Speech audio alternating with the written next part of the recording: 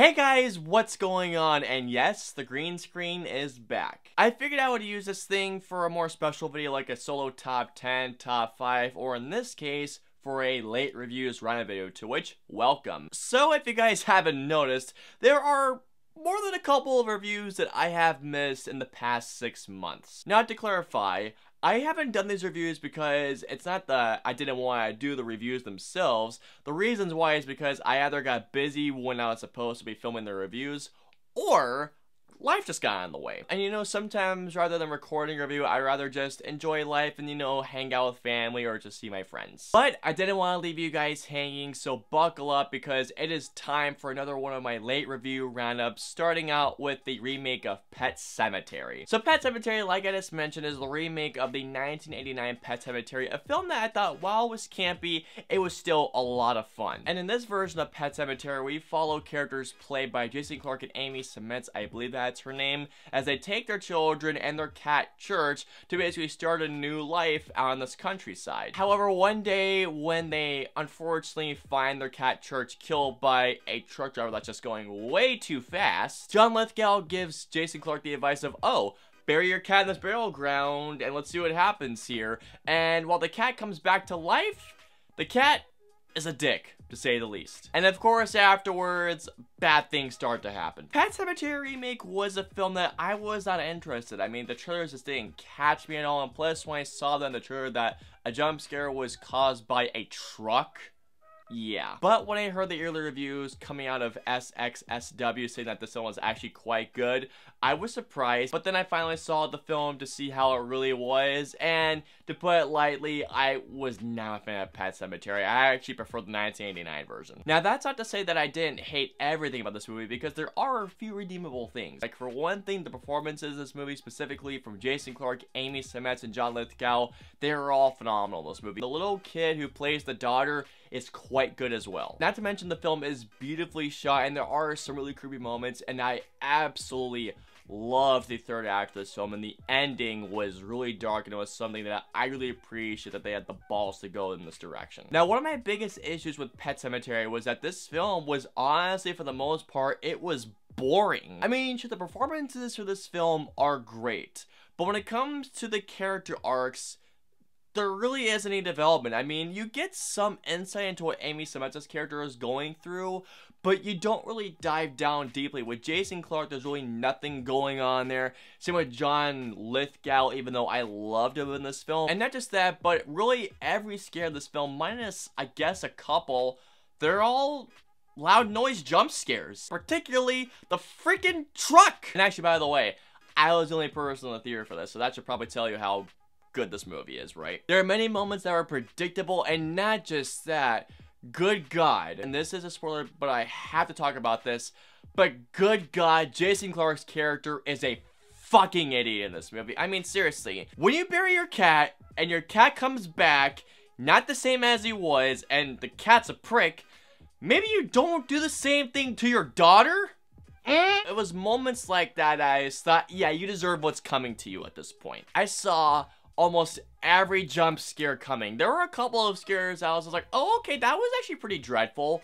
But for the most part, everything just didn't scare me. It was just loud noises. Now, I could go on about everything that I disliked about Pet Sematary, but I'm just gonna keep it short and sweet by saying that I was just not a big fan of Pet Sematary. I really wanted to like this one, given the fact that the Stephen King movie adaptations have been great recently, but this is just not one of them. So all in all, I'm gonna give Pet Sematary a 1.5 out of 5 stars. I really wanted to like this movie, guys, but unfortunately, just was not a fan. Next up is Leica Animation's next feature, and that is Missing Link, a movie that I was really excited to see because not only do I love stop motion animation, but I love Leica Animation. But anyways, in Missing Link, we follow a hunter played by Hugh Jackman, who is tasked with finding Bigfoot, or as he names himself, Susan, played by Zach Galifianakis, and basically, he wants to prove himself loyal to become this part of this Hunters Club, so he is tasked to bring back the Sasquatch to the Hunters Club. Now, while the plot may be very simple, this movie is such a charming and such a fun time at the movies. All the performances, mainly from Hugh Jackman to Zoe Saldana to Zach Galifianakis specifically, Zach Galifianakis had me cracking up at multiple times in this movie. Specifically, when there was a joke about him and nuns, I lost it amongst everyone else in my theater, actually. Another thing that I must praise, and this really shouldn't come as a shock because this is Leica, the animation in this film looks absolutely gorgeous. I feel like that stop motion animation is a dying art form, and I am glad to see that there's at least a couple of animation studios that are still continuing this art, because the animation in this film looks absolutely beautiful. Whether you're looking at the individual strands on the clothing, the fabrics, or just seeing how characters move, it's just seeing that this is still going, it makes me so happy on the inside too. Not just that, but the movie is so much fun. It's hysterical, like I just mentioned,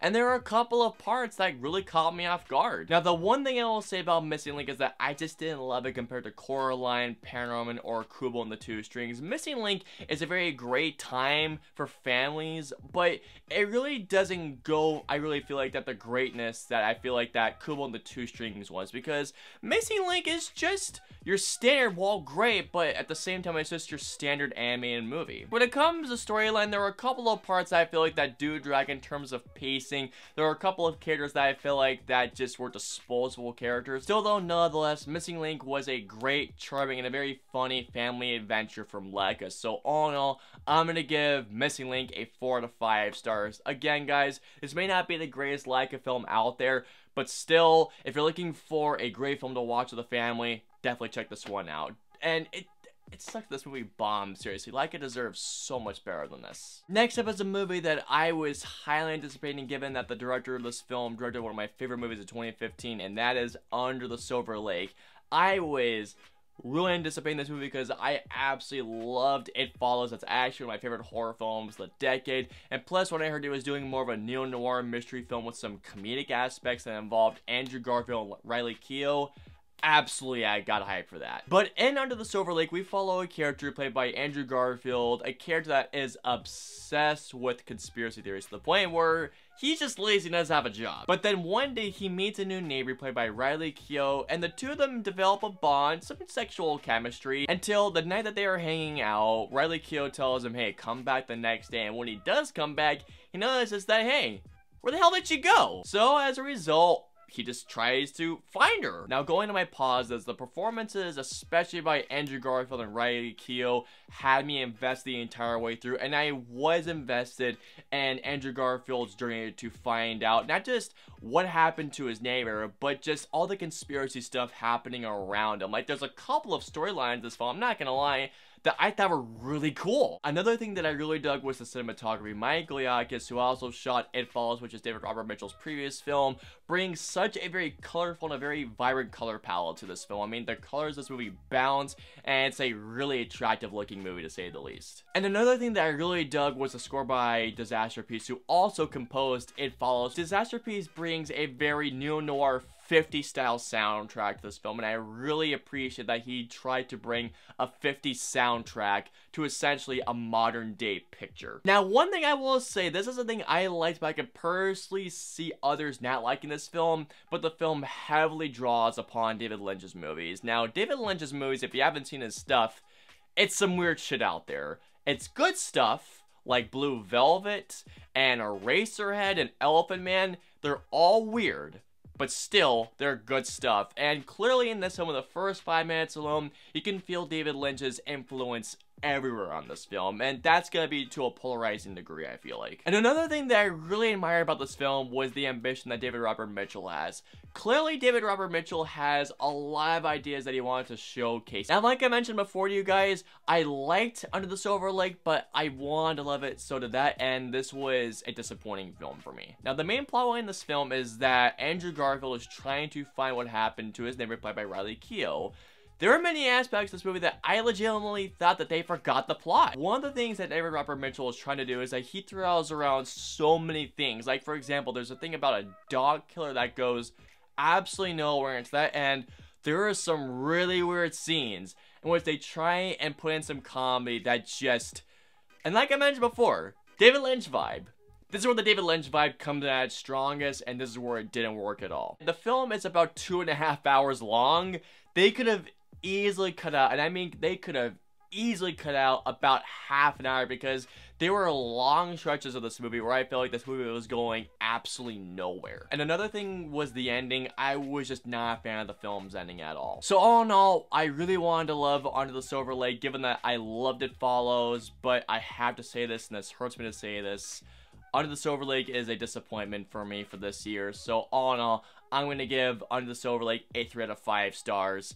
There were many things about this movie that were really great, but there are a lot of things in this movie that just didn't work for me at all. Next up, we have the Zac Efron Ted Bundy Netflix movie, and that is Extremely Wicked, Shockingly Evil, and Vile. Now, this was a movie that was really interesting, given that mainly that Zac Efron was portraying probably the most infamous serial killer out there. I mean, when I talk about infamous, and when I talk about a disgusting human being, yeah, Ted Bundy is the definition of that. Now, Extremely Wicked, Shockingly Evil, and Vile doesn't really follow Zac Efron as Ted Bundy, but it more follows his girlfriend at the time, played by Lily Collins, who basically, while Ted Bundy is doing his unspeakable acts, she's just thinking, okay, should I believe this guy? Should I stay with him? Should I turn him into the police?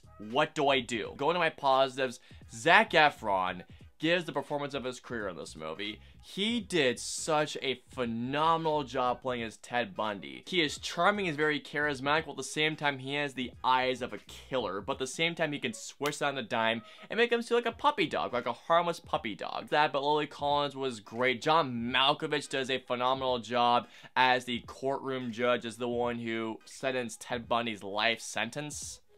Honestly, the courtroom scene, right when the courtroom scene started with John Malkovich, for me, that's when the movie kicked into the high gear, and that's what I really wanted to see more of in this film. The film does have some great cinematography in it as well, and there was one scene in this movie that was very disturbing, but it was what I wanted more from in this movie. Now, here's the thing. When you're doing a movie about Ted Bundy, there is a fine line, or really about any serial killer that has done some really screwed up stuff.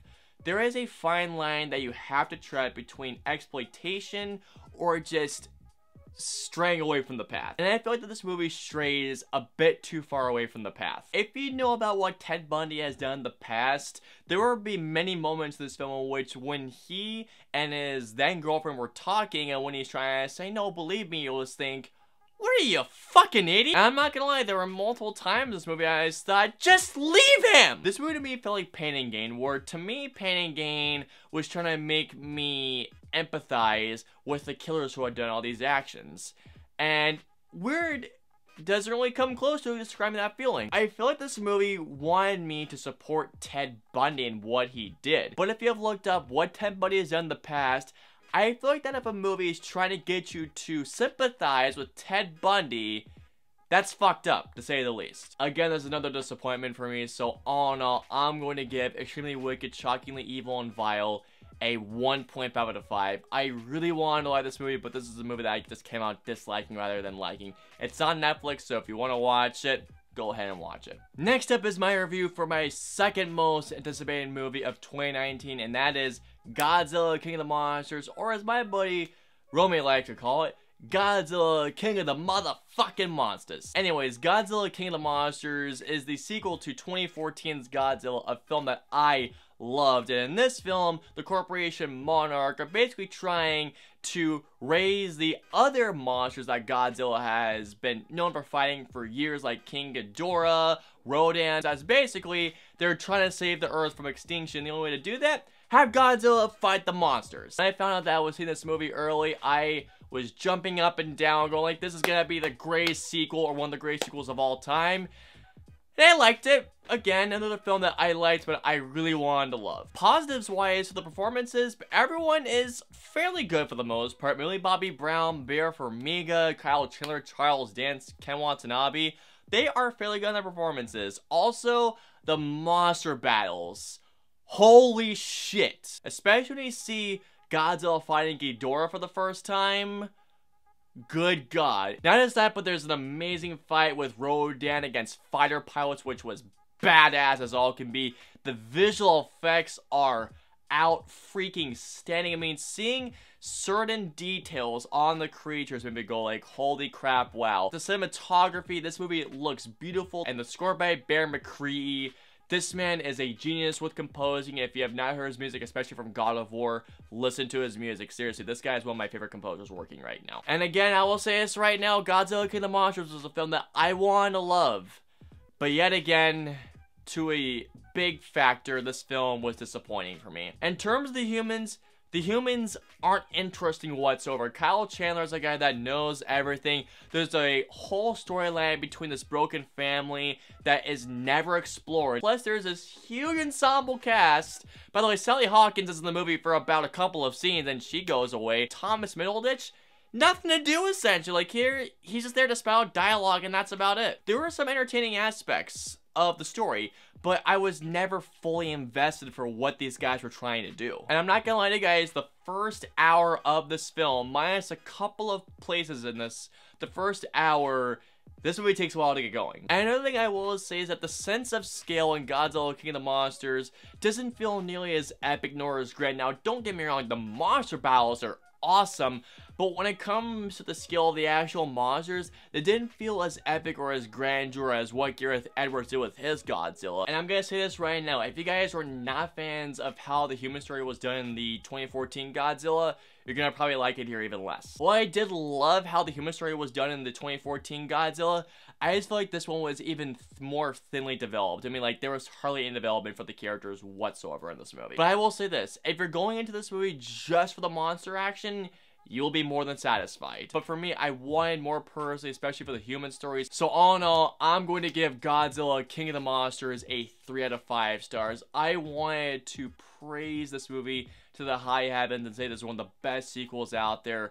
But unfortunately, I didn't love it. I only just liked it enough to give it a 3 out of 5. Next up is my review for Olivia Wilde's directorial debut, Booksmart, starring Caitlin Dever and Beanie Feldstein as two high school graduates that have spent all their high school careers just studying, getting straight A's until they find out one day when they find out that their fellow students they thought are just going to no good colleges, aren't gonna have a good career, good futures. They find out that, hey, these guys, while they did party, they got into grade school, so what are we gonna do? We're gonna party hard like rock stars. And I'm happy to say that Booksmart was a damn great directorial debut, and one that was very funny and very heartwarming. Easily the best thing about this movie was the relationship between Caitlin Dever and Beanie Feldstein.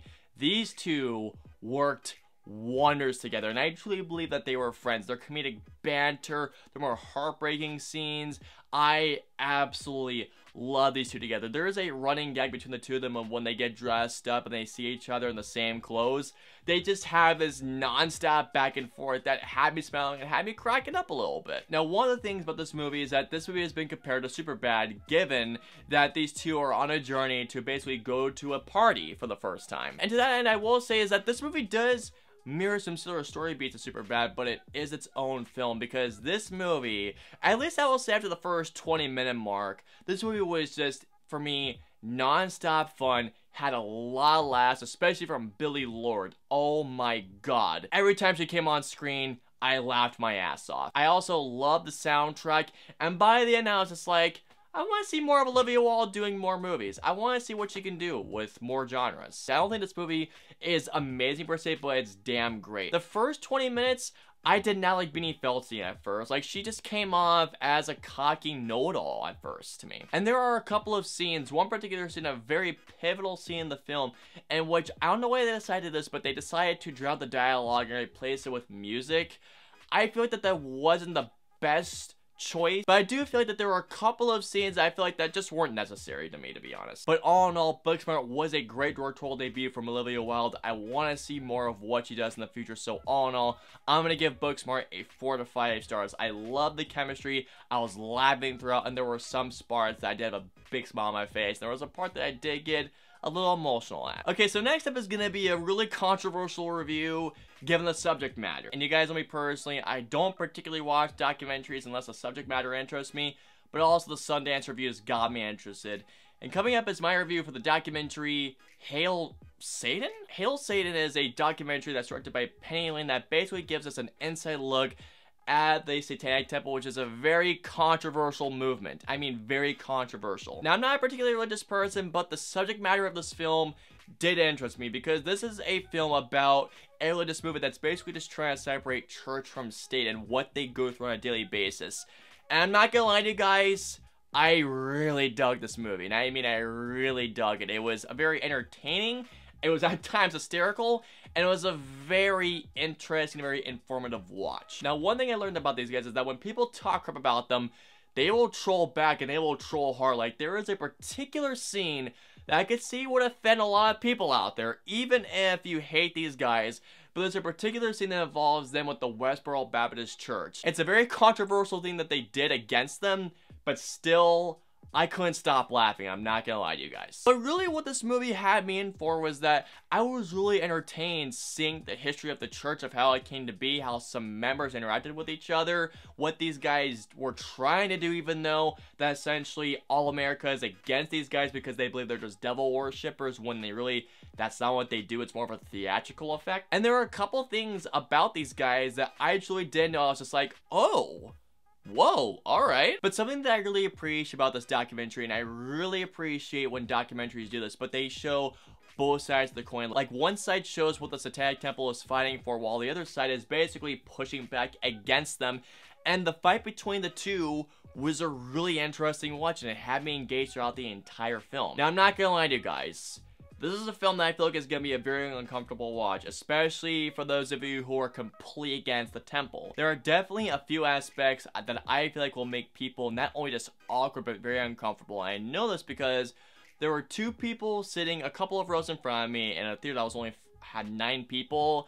At one particular scene, they got up and left. Another thing is that this film covers about 5 to 6 years of what the temple has been doing, and the film is only 90 minutes. And due to this, I feel like this film skims over a lot of things I really would have liked to have seen. But nonetheless, I really dug Hail Satan. This is going to be very controversial, but all in all, I'm going to give Hail Satan a 4 out of 5 stars. This was a very entertaining, a very interesting watch, and a very funny watch. If you like documentaries, if you want to learn about a very controversial religious movement and more about what they've been doing for the past couple of years, I was just checking this movie out. But warning again, there are some uncomfortable aspects to it. Almost done, guys. On to our second and final review. I'm going to be talking about the new comedy starring Emma Thompson and Mindy Kaling titled Late Night. So Late Night is a new comedy that follows Emma Thompson as a late night talk show host whose show's ratings have been declining over the past couple of years. And in order to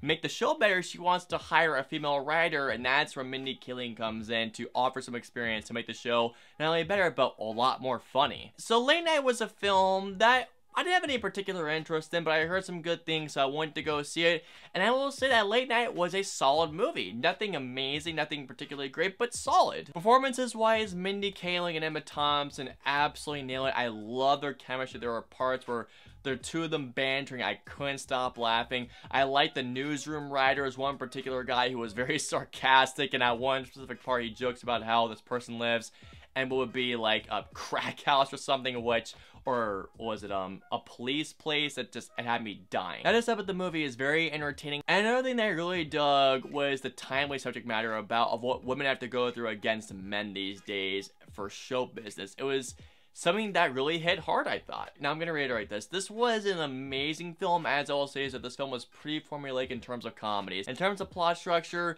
Late Night goes through the exact same structure as any other comedy. The first 2 acts are very funny, happy feeling stuff. The third act goes through a downward spiral, and then it picks up again for a happy ending. It goes through a lot of the same structure as other comedies. So to that point, the movie is kind of predictable, and it's just, it comes off as a comedy that's been done before, but it does have some new touches to it. And not just that, but I feel like the movie does drag in that first hour like a lot. And I don't know if it was just me that feels this way, but I wasn't particularly a fan of how the movie was shot because it had a bit of a glossy look to it. Still though, nonetheless, short and sweet, I dug Late Night. It was a solid film, so I'm going to give Late Night a 3 out of 5 stars. It was funny, it was entertaining, there were some heartwarming parts, there's really timely things about the themes of this movie, so all in all, definitely go check this movie out. I would say the matinee price. And for the final review of my late reviews roundup, I'm going to be talking about the 4th installment of the Men in Black franchise, Men in Black International. So Men in Black International, like I said before, is the 4th installment of the Men in Black franchise, and instead of following Will Smith and Tommy Lee Jones,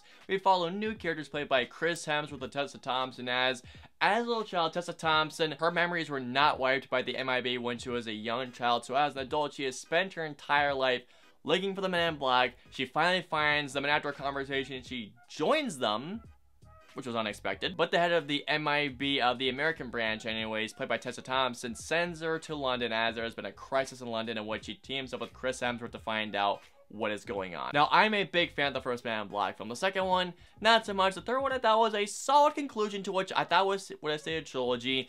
Man in Black International was Now, that's what I'll say in terms of positives. Chris Hemsworth and Tessa Thompson were great. I love their chemistry together. Clearly, they had great chemistry from Thor Ragnarok, and that really shows here. But the shows here, this movie was easily Kumail Nanjiani, who plays a servant of Tessa Thompson's later in the film.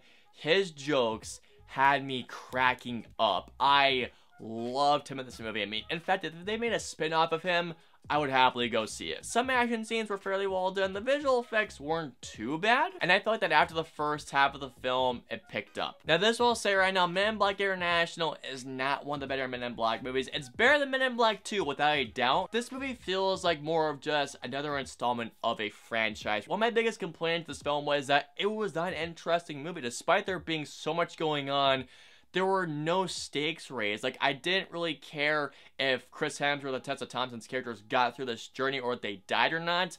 Nothing really grabbed me at all in this film. Another thing is that there were these two villains, these two ghost villains, which people have comparing to the ghosts of the Matrix Reloaded, that really do nothing in the entire film, and when something does happen to them, it feels like they were there for no reason whatsoever. They're only to, like, intimidating. The fact that Tessa Thompson just goes in, has a conversation, and she, as a Men in Black agent, sort of, that made no sense to me. Now, if you've seen F. Gary Gray's previous films, like Fate of the Furious, Straight Outta Compton, Friday or the Italian Job, F. Gary Gray has a particular style. Like, he's very energetic, where this didn't feel like F. Gary Gray. This just felt like that someone off the assembly line had directed this movie. It didn't have that F. Gary Gray energy to it. And when it came to the humor, most of the time, I just did not laugh. A lot of the time, the humor just fell flat on its face. Overall, I wasn't big on Men in Black International, and I'm going to give